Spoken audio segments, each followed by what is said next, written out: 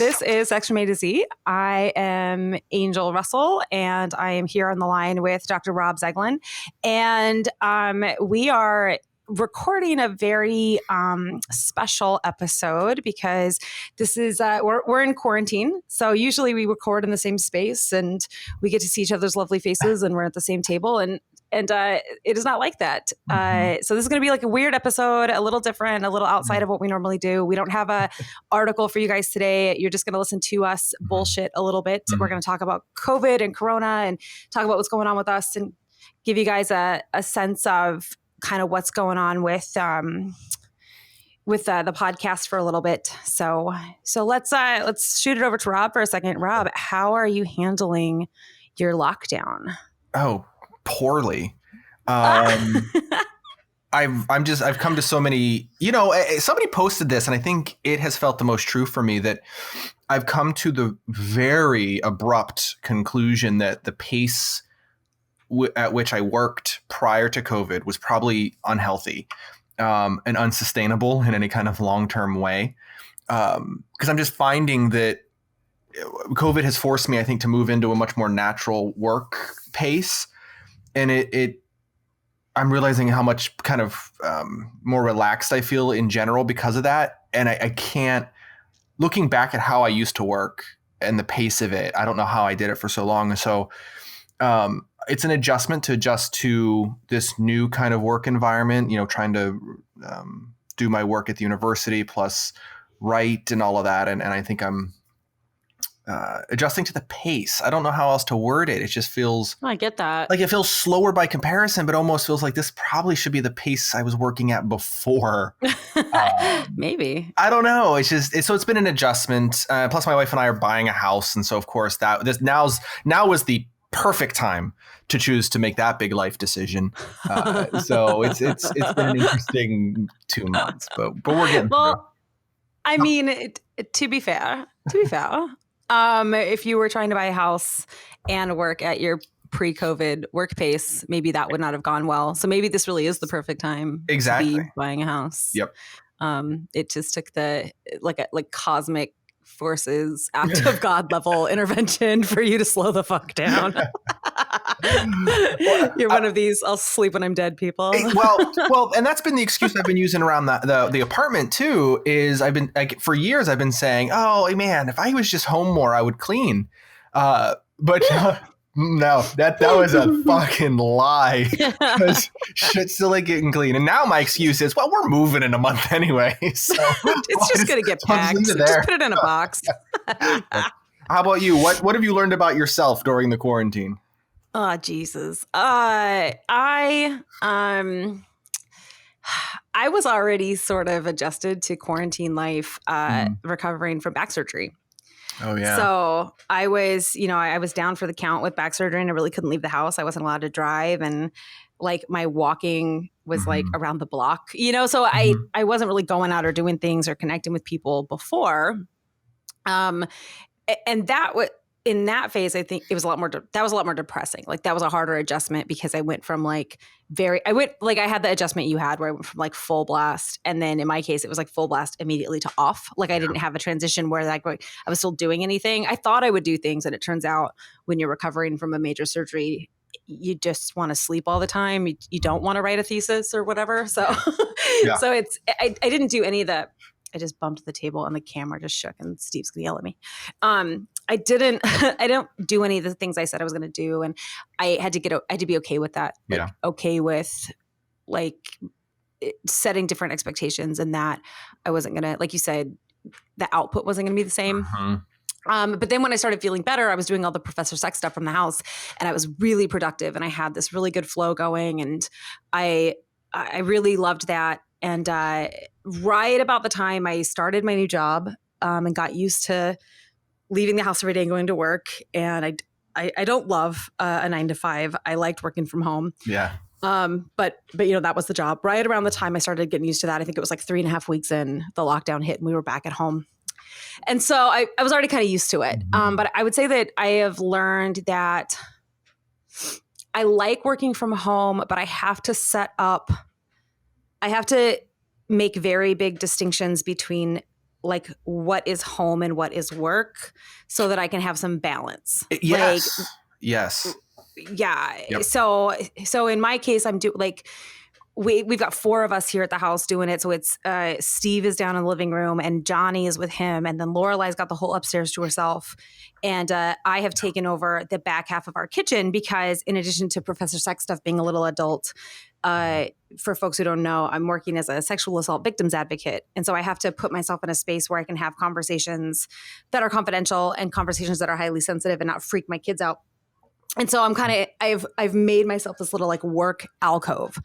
And so I come into the space and this is like my work space and I've got this room divider and I'm in my little office here. And I get up and I like get dressed and I put on makeup and I put on decent clothes. Like for the first week I was like in pajamas and I was like, that's not going to work. Like it was too casual. The work-life distinction. Yeah, it was too much. I couldn't. And so, well, my ex-husband does this thing where he, when he gets up in the morning, he puts on tennis shoes.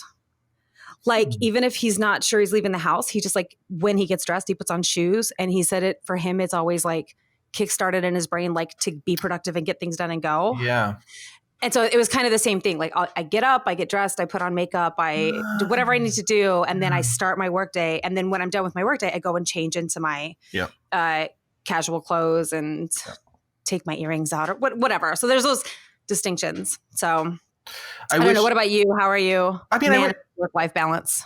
I wish I've always known I don't work well at home. I have too many distractions here, like my dog, my cat, my PlayStation, my computer, my video games. Like it's just, and 60 to 70% of my job is writing.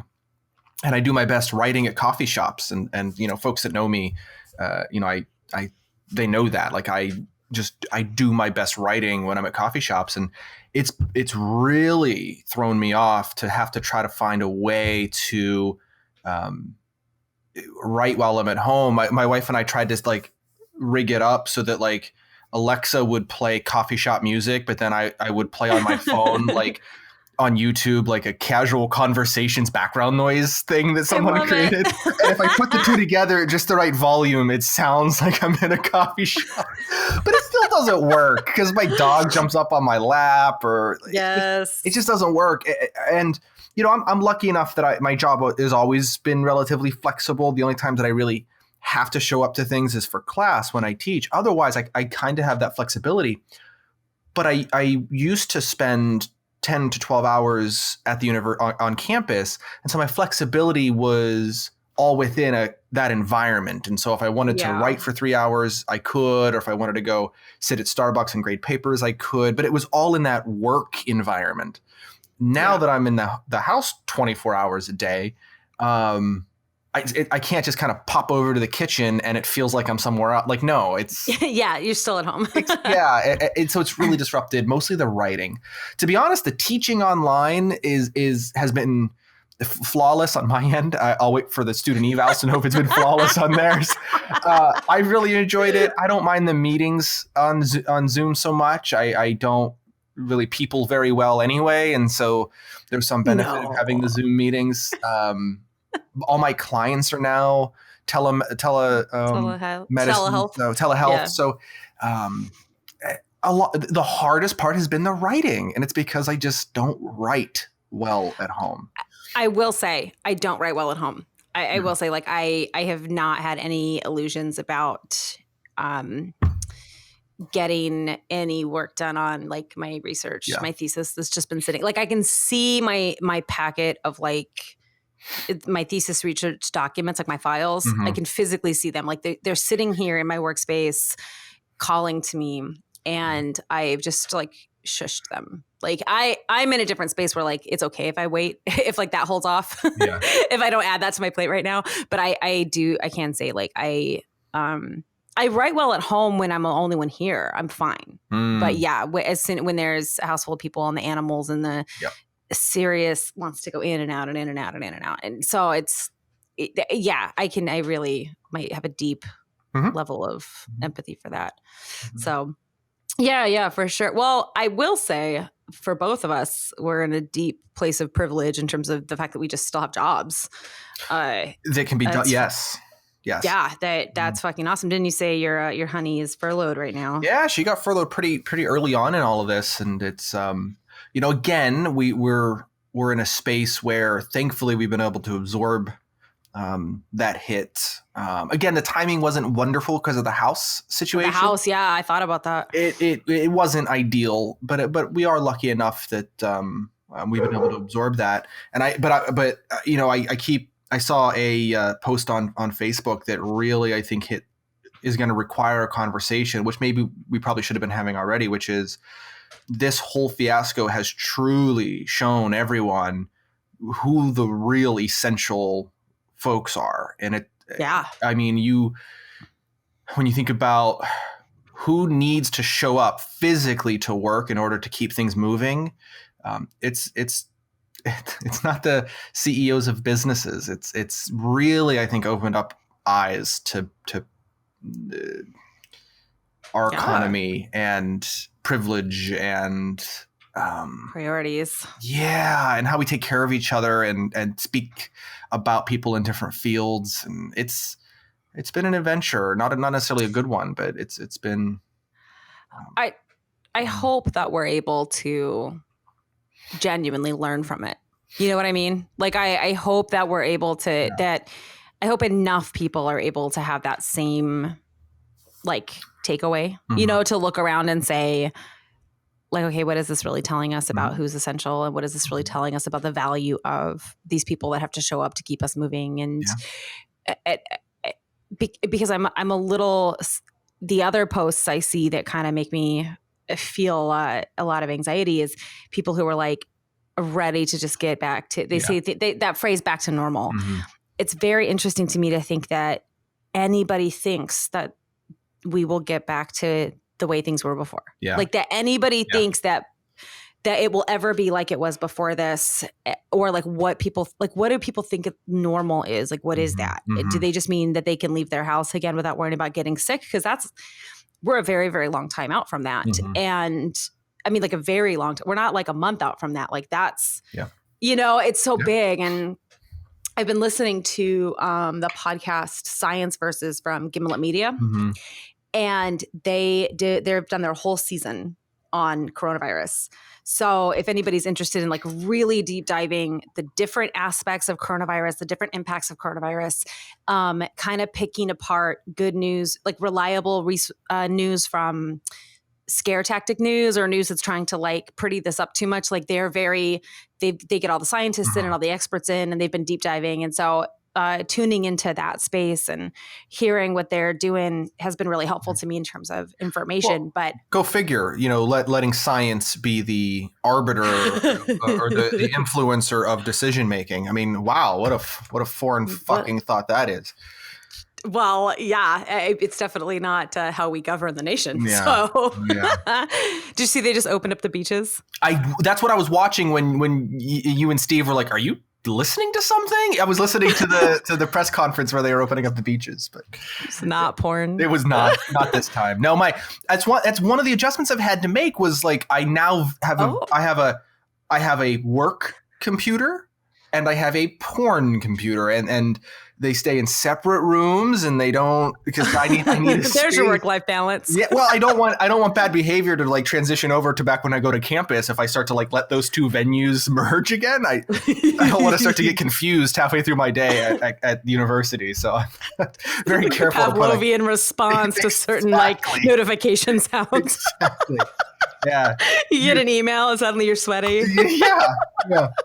Yeah, Zoom meeting reminders become my kink. Yeah. I'm sure they are for somebody. That's funny.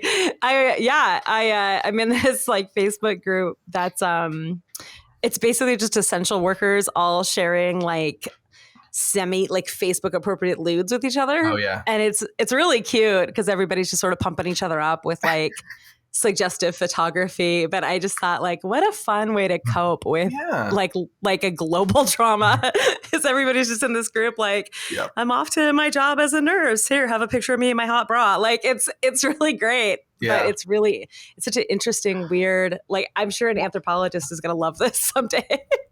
Well, I guess maybe that's a good segue into us being able to have a conversation about maybe some of the things that in your circles and in my circles and a lot of our shared circles, the conversations about sex and intimacy and romance and relationships that have come up as a result or within the context of coronavirus.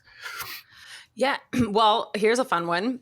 So yesterday, we have like all these like half finished bottles of wine. And so I was like, I'm going to finish this wine tonight. And so I got wine drunk and made everybody dinner, but I filmed it. And while I was like, so it was like part cooking show, part drunk me answering people's questions about sex on Reddit. Yeah. And so Steve would like read me a question in the background and then I would drunk answer it while I was making stuffed meatballs. And so anyway, but my daughter walked in like halfway through. And so we had to like switch gears a little bit. Mm-hmm. And I told her, I was like, well, this is what I'm doing. And I said, do you have a question? Like, do you have a sex question I can answer? And she said, is COVID making people like want more sex or want less sex? And this is my almost 11-year-old, like that's what she thought of. Like, do you have a question about sex? And immediately it was coronavirus related. Yeah. Like, how is that impacting people's sex lives? And I was like, such a great question. And I know I have heard from a lot of people, just in terms of desire, I have heard from a lot of people who've been talking about that they just feel like an increase in desire. Yeah. And I don't know if you've heard that or experienced that or can relate to that, but like people who are like, I'm on lockdown, I can't be around anybody, I should be all stressed out, this doesn't make any sense, and I'm just like horny as shit. Like, what is this? So you mentioned Pavlovian response, and I don't know research. I mean, I think this episode is just you and I kind of talking freely, and so I'm not. Yes. I will let folks know when I'm certain of something I'm saying, but this is just a guess at that phenomenon. Is sex is for a lot of people, and you've mentioned this on the podcast in an early episode. Sex serves a lot of functions for people, and one of them can be a stress reducer, and there may be an association for some people of stress with sex, even if it was stress with masturbation, like, oh, I'm going to go masturbate to distract myself. I don't know. Maybe the heightened stress is making people, maybe it's not desirous. It might truly be a bit more like arousal related. Like I'm feeling aroused. And maybe that's a better way to explain it. Maybe it's people going like, my arousal is there and my brain is saying this doesn't make any sense, but my body wants it. And maybe it is like a stress coping mechanism. I can't think. I mean, you would think smart. It's a guess. The only other thing, it's an educated guess. I would hope. I paid a lot of money for it. Right. My only other guess would be proximity, but there's something counterintuitive about that because of the antidote to novelty is proximity. And if you're in proximity, then you are anesthetizing novelty, and novelty is usually associated with arousal. So I'm thinking through this as I'm talking out loud, but are you thinking like in the context of people who are quarantined with a partner versus exactly. Yes. That's where my head was initially.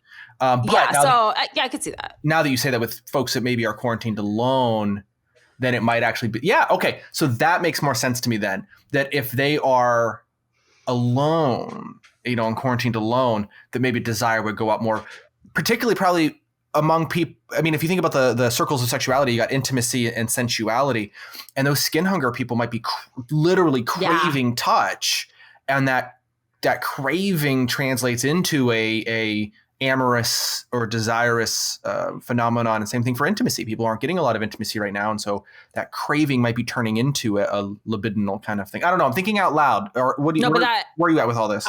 That's kind of where my brain was at with it. Like, I hadn't put thoughts to the like stress relief component. Mm-hmm. Although that, it doesn't make sense. We do know that just as much as sex can kill. I'm sorry, not sex. Stress can kill libido. Only if you're doing it right. Right.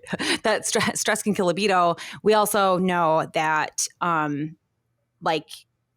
arousal, Mm-hmm. like masturbation and sex, are stress relieving Mm-hmm. activities. Like there is science for that. So it's possible that like on an unconscious level, people are trying to complete their stress cycle, and that's something they have access to, where they're Yes. not in the gym, they're not able to go out and be out with people and complete their stress cycle in other ways. And this is something they Mm-hmm. may have access to is, Mm-hmm. and so if you're at home and you are feeling really stressed out and it hasn't occurred to you to go pick up a toy and do your thing, or go grab your partner and say, let's bang one out, like there is a stress relief component there, that even if mentally you're like not sure your head's in the game, you might be surprised at how your body responds to the opportunity to complete your stress cycle in that way. Because we do know, like, and this is chronic stress and it's global, it's shared stress. Mm-hmm. And so having, I mean, I do think there's something to that. And I hadn't really articulated that thought yet, but I was thinking, so that was really good, Rob. Nailed it.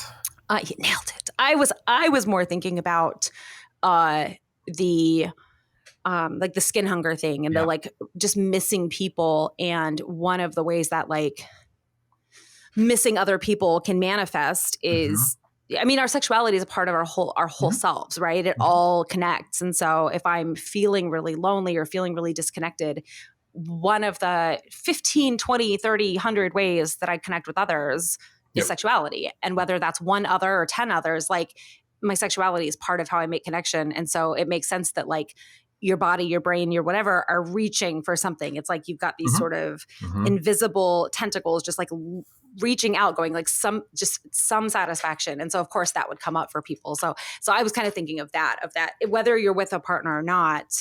And it's funny. Did you see that Reductress did the piece that was like polyamorous woman quarantined with her least favorite boyfriend?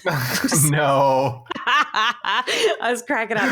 And it was making the rounds in the poly chats. And some people were like getting really butthurt about it, but it was just genuinely like a funny article. But I think that's another component is, okay, like you've got the stress of being quarantined alone. And like those issues are, again, I'm alone.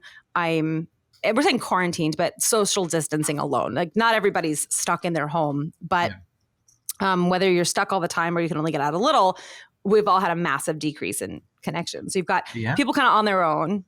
And so let's like talk to those folks first. If you're a person that's on your own, you are like social distancing alone. How do you scratch that itch?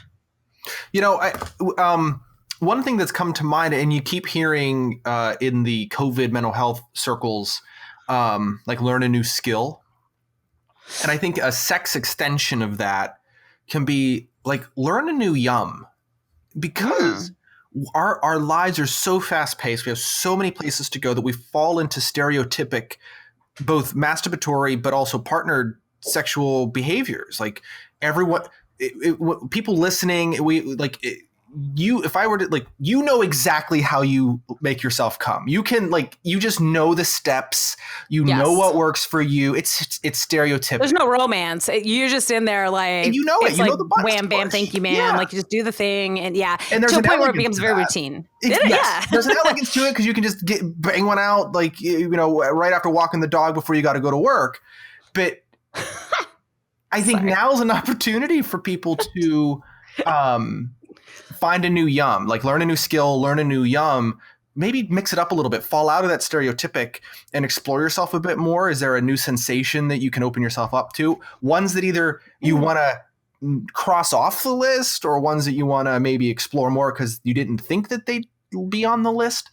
But I think the sexual extension of learning new skill, which everyone's learned to paint or something, would be learn a new yum for yourself. Like really get to see if you've been missing, because people might have been masturbating the same way for the last 30 years, but their bodies are different now. Their senses are different now. Their energy levels are different now. So everything's different. Take the time to learn a new yum for yourself. I think that comes to mind. I tried to make that as parsimonious as I can.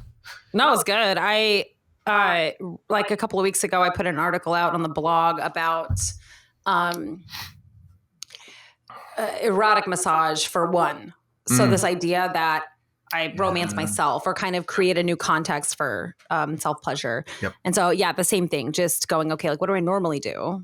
And then like, how can I do that differently? So if I always use a toy, then commit to myself for maybe a week to just see how it feels to not use anything with batteries. Or if I never use anything with batteries, maybe I try that for a little while. And if I never use any, some folks, you kind of, especially like if you're in a body with a clitoris and you kind of know like, okay, I'm just gonna get my wand and like do the thing and knock it out. Maybe start playing with toys that penetrate or toys that pleasure other parts of your body or, whatever. So yeah, I like to find any yum or even just like tapping into like you kind of get the same, it's like taking the same route to work every day. Yeah. Yes. Sorry. Yeah. Keep and going. so yeah. The visual is perfect. Keep going. Sorry. Yeah. And so so you're still gonna get there, but let's take the scenic route. Yeah. Right. Like so that was it. That was the whole analogy. You might find a new restaurant on the scenic route that you didn't even know had opened up, and now you get to stop for smoothies. Like bingo. Nope, I'm not going to finish that sentence. Well, because now I am. So it was like, what's the sexual equivalent or the masturbatory equivalent of stopping for smoothies? So I'll let other people just ponder that. Yep. That's your moment of zen. So, okay. So then for partnered folks, I guess the flip side is, I think that's still relevant information, whether you're alone or not. Yeah. I think everybody can benefit from that. That's really good advice. The other thing that I'll add too is for folks that might be quarantined alone, because you and I already kind of touched on it, but that's you mentioned tentacles earlier. And to understand that need for that was a kink crate not too long ago. Was the you did that one? That was my kink crate, yes. It is to understand that your sexuality is multidimensional, and this is going to sound weird, and I don't mean to conflate. I made the joke earlier, like to conflate work with sex, but sexuality is like you don't turn it on and off. It's always kind of there, just like your personality, and so. Maybe for some of us. Yeah. Maybe. Did you know that in an old like diagnostic for mental illness, as an old diagnostic manual, there's actually a diagnosis known as insufficient personality disorder? That was do you know how many people are about to get mentally diagnosed with insufficient personally disorder? Jeez, insufficient. There's no. You just gave me a gift.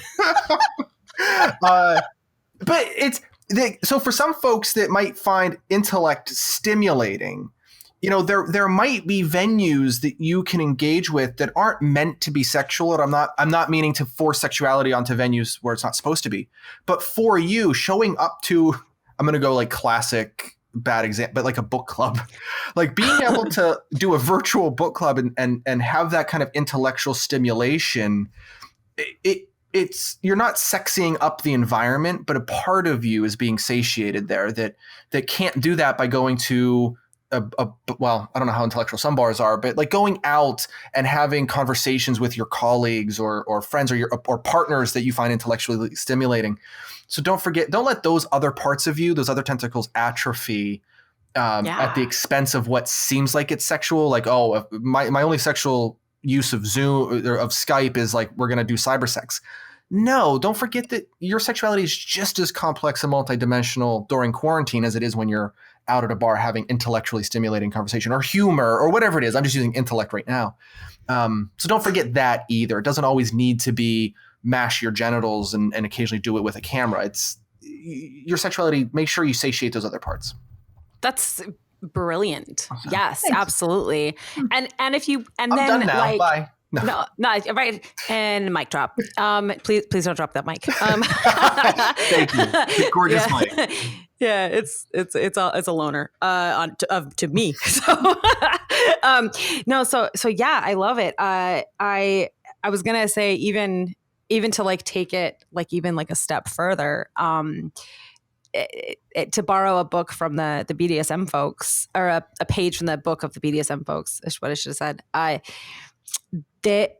What I was thinking of is like sexualizing your context in non-sexual contexts. Mm-hmm. So like, because context is everything. Mm-hmm. And so if I'm a kinky person, and let's say that I'm let's just imagine for Let's a make moment that that I'm mental stretch. a submissive. I know we're doing a lot of mental gymnastics here, but and then I have a dominant who's like, okay, I want you to go to the grocery store, but I want you to wear like a butt plug while you do it. Yep. Or put nipple clamps on under your shirt or something. And that's like a super BDSM-y thing to do, but that could be if you're sitting on a like your virtual book club, you're sitting on your virtual book club and you've got, Yes. Yep. like your bed wall balls in while you do it or your whatever, and you've found a way to, again, you don't want to, if it gets to a point where it's creating like a non-consensual exchange for the other people on the call, like you don't want to like do that. But if you can contain it to your space and create like a way to tap into your sexuality in a context that would otherwise not be explicitly sexual, that is a really cool way to like stretch those tentacles. But again, remembering consent and remembering that like, you don't want to show your book club your O-face if they haven't all asked for it. So I like the way you worded it at the start, but that is a wonderful example, and I think a good segue into the where you were trying to head before I pulled us back, which is for the partnered quarantiners. What's your kind of recommendation? You can't name the one that you just named about the butt plug to the grocery store, but what else? Yes, what I already else stole it. Yeah. Okay. Well, I think partnered folks have to. We talk about like proximity, kind of killing novelty, and kind of. I would say the first thing that comes to my mind is take some pressure off yourself, like having the same expectations around what a satisfying sex life looks like in a time of crisis versus a satisfying sex life in a time of not crisis. Do you know what I mean? Like I saw this thing on the internet today that I think I reshared it on the Professor Sex page, but it was like people who are gauging, like people who are like assessing the response they get from other people and using it like as a gauge of how much that person cares, like are people reaching out to me? Are people saying connect with me? And like that's like a really bullshit metric when everybody's in crisis. And like remembering that like you're not the only one in crisis, your partner's in crisis. If you've got family with you, like your family's in crisis. Like this is, whether it's explicit or not, like we're all dealing with this differently, but this is crisis and this is trauma. And if you're in a situation where both of you are feeling this really heightened sense of arousal and you just want to like use that to cope with stress, that's beautiful. And I love that works out, and like have fun, get creative, do all the things. But it's more likely the case that you're in a situation where that's either mismatched, where one of you is feeling very like hungry for it and the other one's like, dude, I can barely cope, like get off. Or you're in a situation where neither of you are even thinking about that because you're just trying to get by. And I would say, one, cut each other some slack. And to the people who are feeling like mismatched, maybe if you're the partner who's feeling like the heightened libido and your other partner is like just not having it right now, like that's okay. Like give that person that space. And then all the advice we just gave the solo folks, that transfers to you and that transfers to what's going on with you. And flip flop, if you're the person who's like, my partner's just really wanting it all the time and I'm feeling like I just can't connect with that, maybe find other ways. A lot of it is probably skin hunger. And so maybe finding other ways to connect that don't violate your consent or don't feel like they're pushing a boundary for you, but maybe exploring like just, take off your shirts and cuddle, or, massage that isn't a wink, wink, nudge, nudge lead to something erotic. Like maybe it is just massage or just holding hands while you watch a movie. Like a lot of people who've been together for a long time don't still do stuff like that, So thinking about the ways that like you can meet in the middle and still sort of have your mutual needs met without kind of violating each other's boundaries. And that's going to be tough, but like, I don't know. I think that I just want to say like, cut each other some slack and remember that you guys care about each other and you have each other's best interests at heart. And, you've got enough to fight about, like, don't add this to it, Yeah. And I think you gave a gentle nod there too, to like really maybe taking the time, if you don't already know, to learn. But if you do already know, maybe revisiting a conversation around your partner's love language, and how that language might be,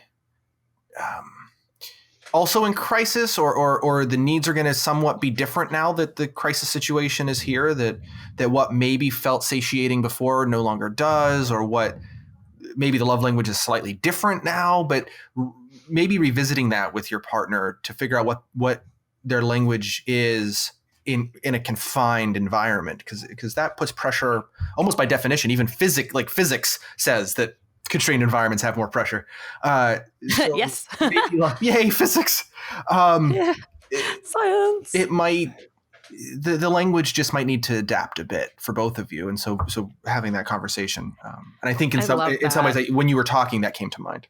No, that's good. Yeah. In fact, you know what? If you're quarantined with your partner, go do the love language quiz again. Yeah. Like just let that be homework from us to you guys. Yep. Go into you can just Google 5 love languages quiz. If you're like not familiar with that because you were in a Kimmy Schmidt bunker and now you're emerging from it, it's the 5 love languages is a concept of like how people receive and hear love. And we're not going to break it all down because we're already like kind of reaching the like time limits Holy of crap, what we we wanted to are. spend. Yeah. But I'll just tell people, like, if you're like, what is that? Like, go Google it, Google 5 love languages. I'll give the caveat that the authors are, they write it to like a Christian, like straight Christian, like audience. But if you can kind of like peel away, if that doesn't apply to you and you can peel that away, like there is very valuable stuff there. And it's not so heavy handed that you can't kind of say, oh, that's not for me and set it aside. And if it is for you, then you're just going to eat this shit up. But Will you you're be able probably to like put it lost. You'll still be able to put stuff in show notes, right? So can you put the link? Yeah. I'll Okay. put the links in the show. Yeah, this will be just like any other episode in terms of the format.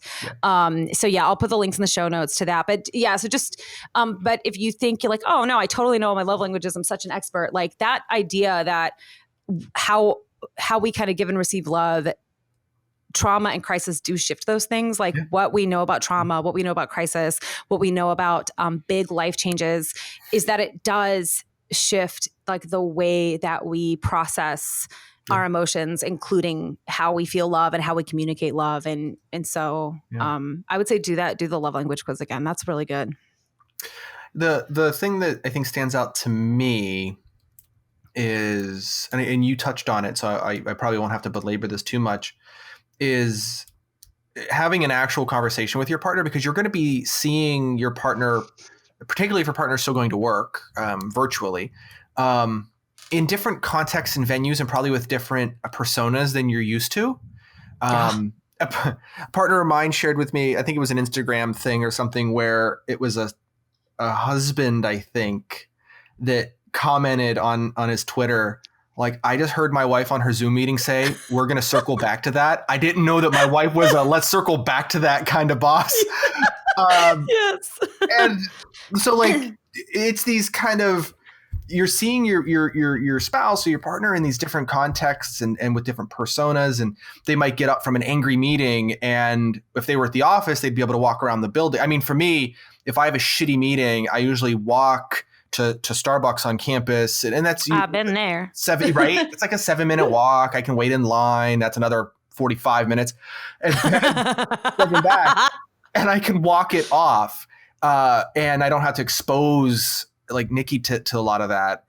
But now, if I have a shitty meeting, where am I going to walk? So I'm going to go into the kitchen and knock over the coffee machine. Like it's so.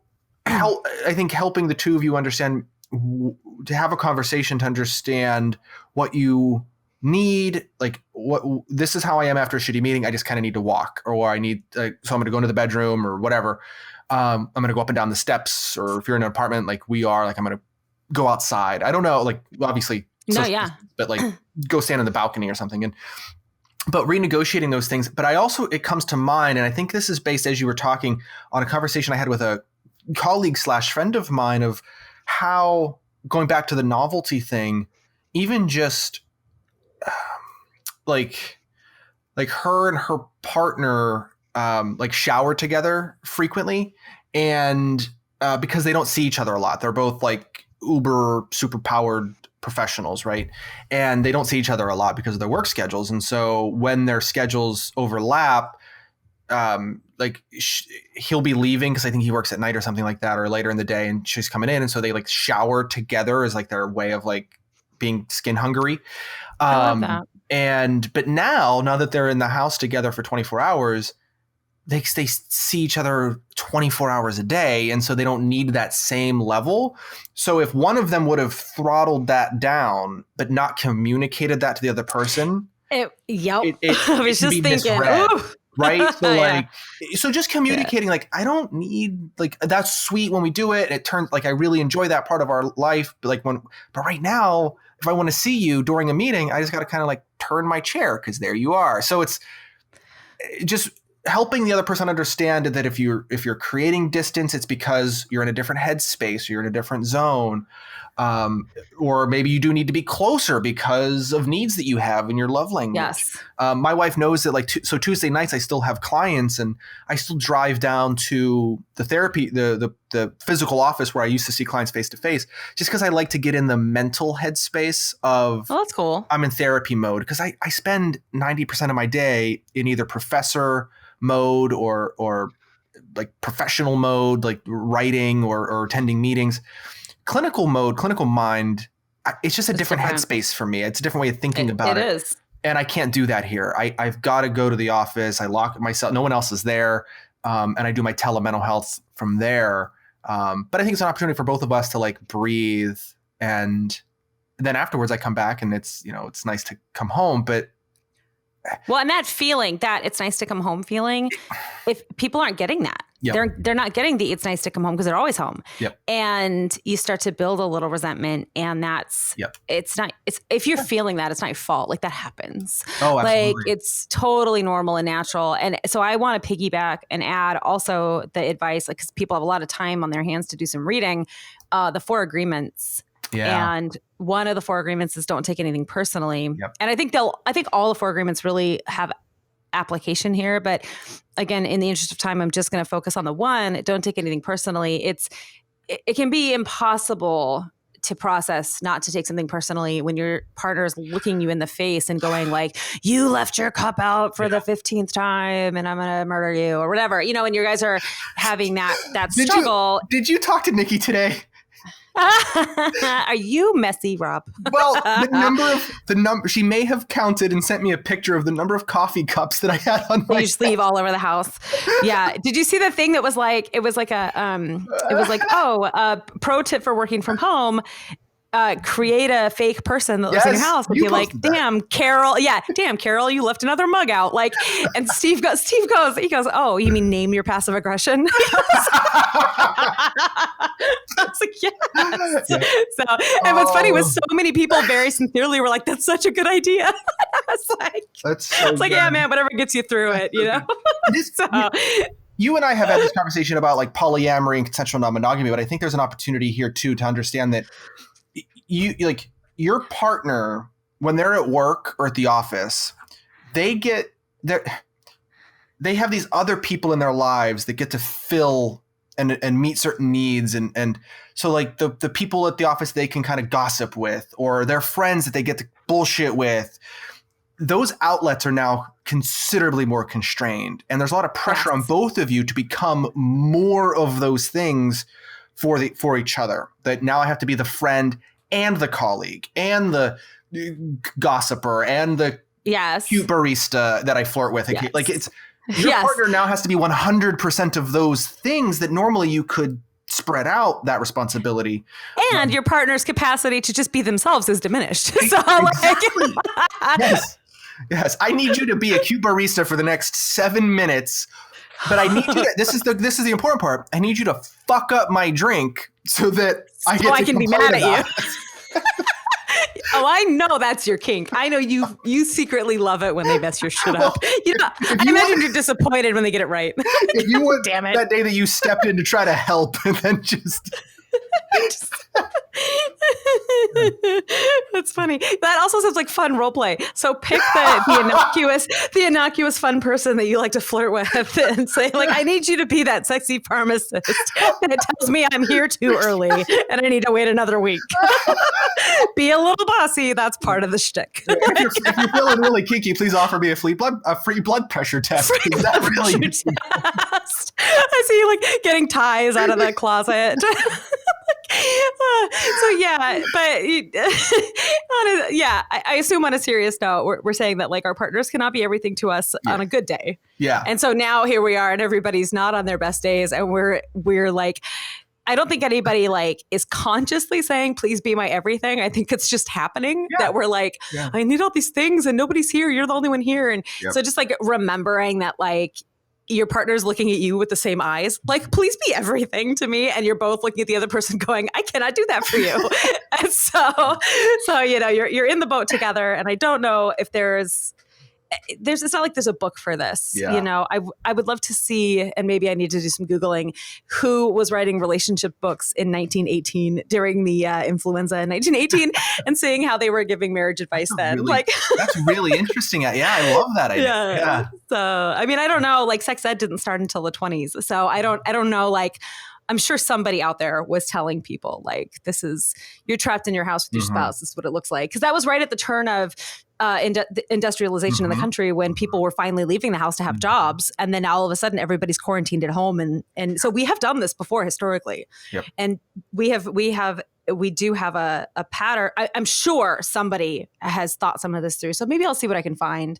If anything, it'll be fun to laugh at. Yeah. No, I think it's a great idea. I'm interested to see what you can find.